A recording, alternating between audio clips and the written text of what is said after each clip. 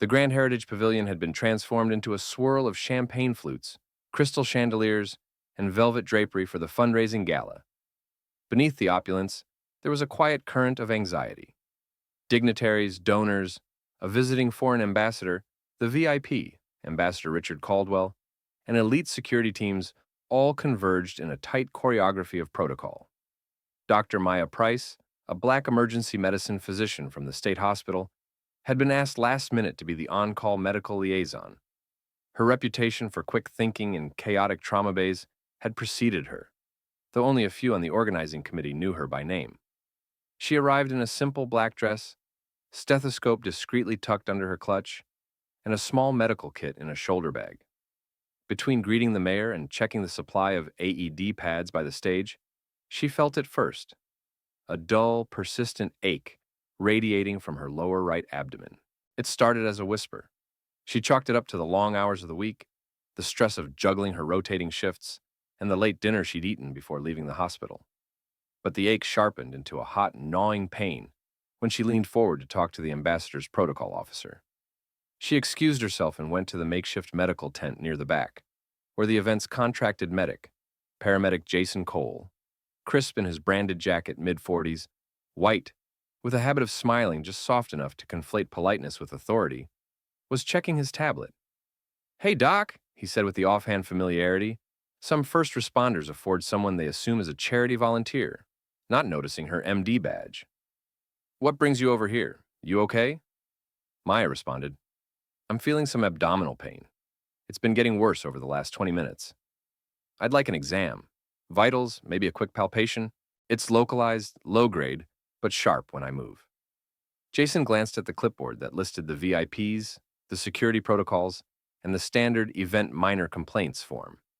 He pressed a button that made his posture subtly more official. "Stress, maybe dehydration. These events are rough. Have you had water? Sit for a few minutes, hydrate, see if it passes.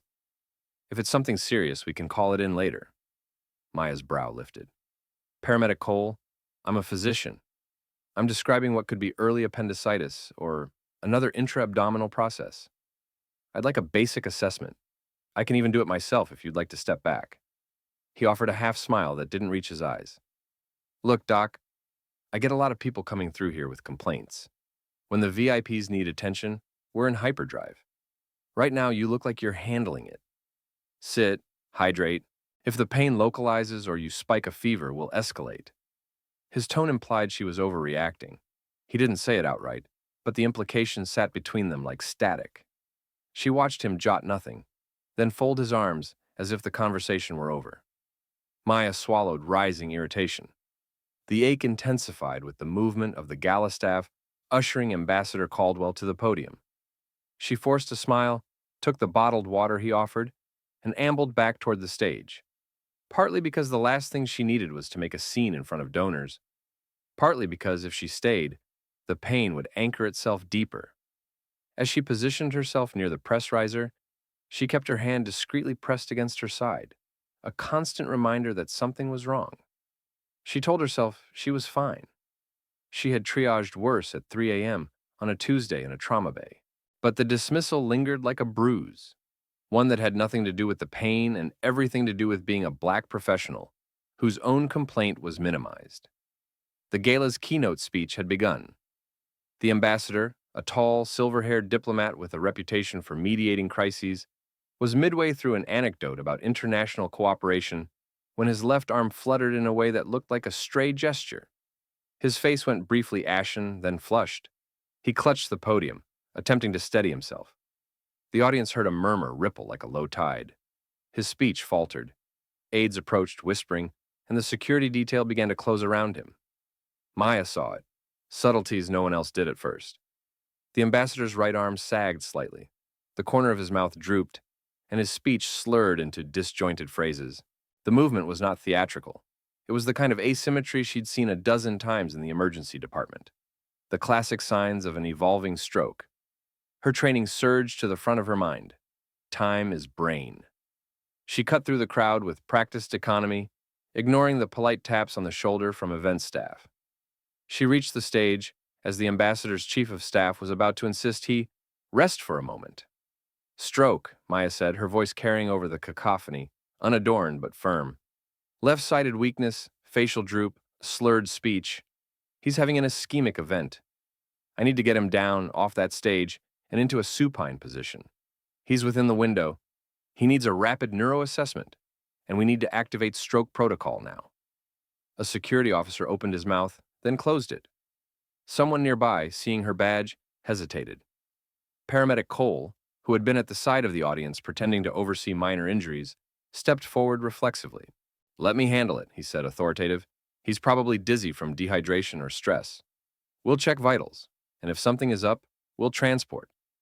Maya didn't step back. "He's in the golden hour. You're going to waste brain tissue if you delay. I can get you a fast exam right now. Smile, raise both arms, speak a sentence. Call for the neuro team and get oxygen. His blood sugar, blood pressure, and airway need immediate attention. I'll manage him. You clear a path." Cole's jaw tightened. In the split second, the old default, listen to the white uniformed paramedic, flickered before the weight of her certainty cut through.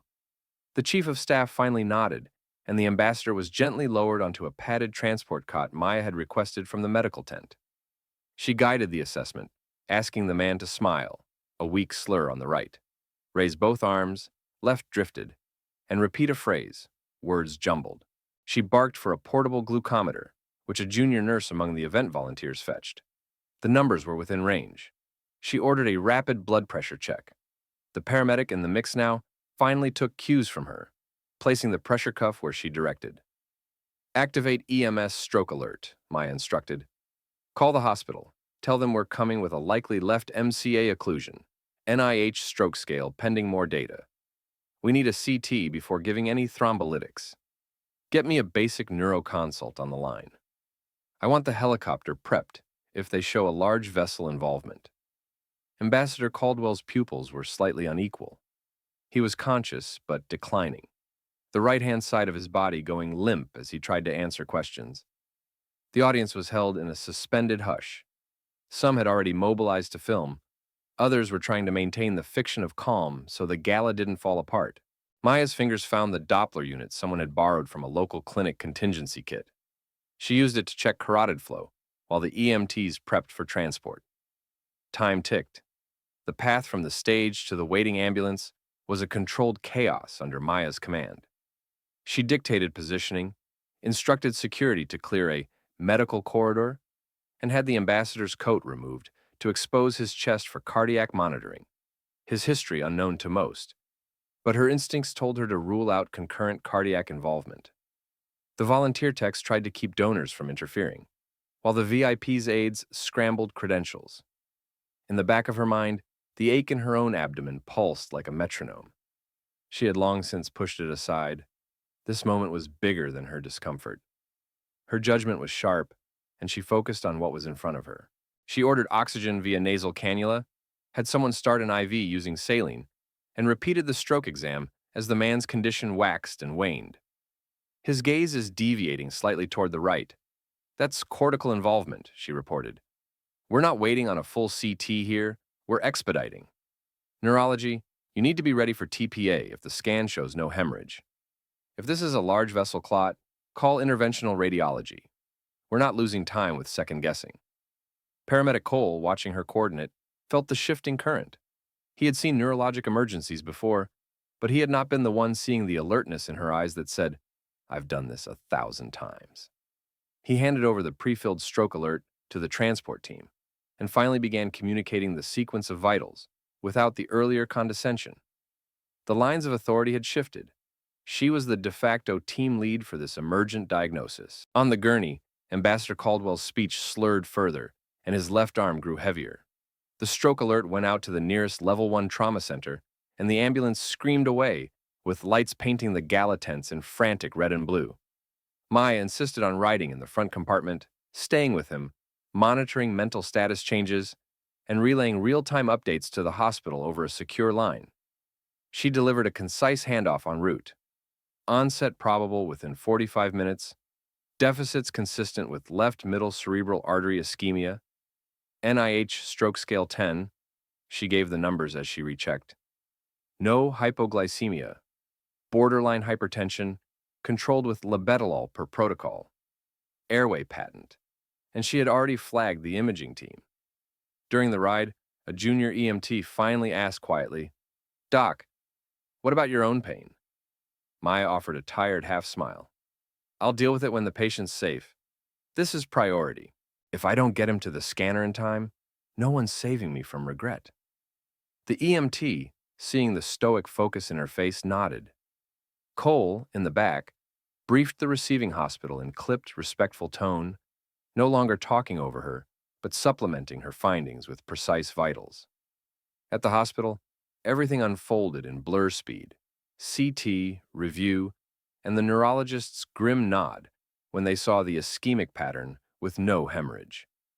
The thrombolytic was administered within the critical window. Interventional radiology prepped for possible mechanical thrombectomy, but the initial response was encouraging. By early evening, the ambassador's deficits had begun to recede, enough for cautious optimism. The news of the near calamity had already leaked. The gala's organizers received updates, including the name of the physician who'd taken charge: Dr. Maya Price. Back at the pavilion, word had also rippled about how the VIP had been saved. Beneath the buzz, a separate conversation simmered. Paramedic Cole sat in a quieter corner with the event medic coordinator, the chief of security, and one of the organizer's aides. He'd heard the commendations, the way the ambassador's staff referred to the doctor who knew exactly what to do. His mind kept circling back to the earlier dismissal of Maya's own complaint, the way he had minimized her, the offhand assumption that she'll be fine, because she didn't fit the profile of someone who needed urgent attention. He found her in the small staff debrief room, pale from the adrenaline, her face already slightly drawn.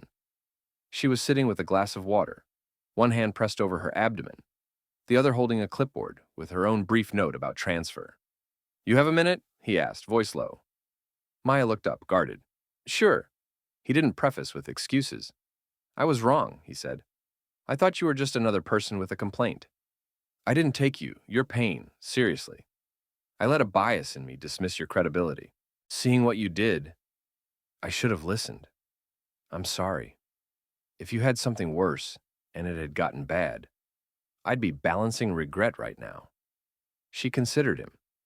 The ache wasn't just physical. It had become intellectual fatigue over the constant micro-dismissals she'd absorbed in institutions that made her prove competence again and again. "Thank you for saying that," she responded carefully. "I'm glad the ambassador's okay. That's the important part. But don't make it a one-time lesson. That moment, when you ignored me, it's exactly what keeps people from acting when they're the ones who can. The system didn't fail him. It almost failed me. It's easier to see when a VIP is saved than when someone like me gets passed over." Cole nodded, humbled. "I'll do better. I don't want to be the reason someone loses time. Can I help you get checked? You still look like you're holding something." Maya gave a dry laugh. "Appendicitis is probably waiting in line behind everything else. I'll get it scanned tomorrow. Right now I need to finalize the report, because if they misattribute his saved life to luck, we lose leverage to fix the pattern." He nodded, and as he left, he opened a comms line and quietly requested implicit bias training be added to the upcoming emergency response debrief. Small, internal, but the start of structural follow-up. He'd already sent a private note to the event organizers recommending Dr. Price's name be added to official commendation language for the ambassador's recovery. Ambassador Caldwell recovered faster than projected, his speech returning, his left-sided weakness retracting to a faint numbness he would later describe as a shadow of something that had nearly taken me. At a press conference arranged in the hospital's atrium with cameras and dignitaries gathered, he spoke about the fragility of life and the serendipity of the right intervention at the right time. He singled out Dr. Maya Price by name. Her presence, her command of the situation, likely saved my capacity to keep working for peace. I owe her more than thanks. The headline story ran with photos of him smiling weakly beside Maya, who stood modestly in the background, her own discomfort masked under professional calm. The hospital offered her a formal commendation. The ambassador's office sent a personal letter, and later an invitation to a diplomatic luncheon as a guest of honor. Naomi, her administrative supervisor, pushed to adapt that moment into advocacy, a campaign to spotlight frontline clinicians of color and broaden awareness of how implicit dismissal, like what she'd experienced, erodes capacity in emergencies. Maya accepted the recognition, but she redirected the spotlight. In her acceptance remarks, she said, "This isn't about me. It's about the fact that if we normalize listening to every voice, we save more than VIPs. We save lives of people who don't fit a narrow idea of authority." Paramedic Cole was included in the internal after-action review. He publicly acknowledged his earlier dismissal in front of a team of first responders, and part of the new training module included a debrief segment where responders were presented with a simulation in which a black physician's complaint was essential data that could not be ignored, modeled partly on what had occurred that night. He thanked Maya privately again, not for absolution, but for the professional jolt that forced him to examine assumptions. The ripple extended beyond the gala. The event's organizing foundation funded a mobile rapid response clinic in underserved neighborhoods, staffed with rotating emergency physicians, many of whom were women of color, as a gesture to bring the expertise to the ones who usually have to prove they deserve it. Maya volunteered on the first outreach team. She also slipped into a training session for new paramedics as a guest speaker, not to chastise, but to demonstrate listening as part of the exam, a segment now titled in internal materials, "The Price of Prejudice." Her own pain, the one the paramedic had shrugged off, turned out to be early-stage appendicitis. She had it removed the following week with minimal downtime. She kept the scar hidden under her professional wardrobe, not to hide vulnerability, but as a quiet reminder. In the days after the gala, when young black medical students reached out, asking how she'd stayed composed under dismissal, she replied, "Know what you bring, but also know what the room brings. Use both. Save lives, then build the room better." The VIP's story, the paramedic's admission, and her quiet advocacy became a case study in the hospital system's training program.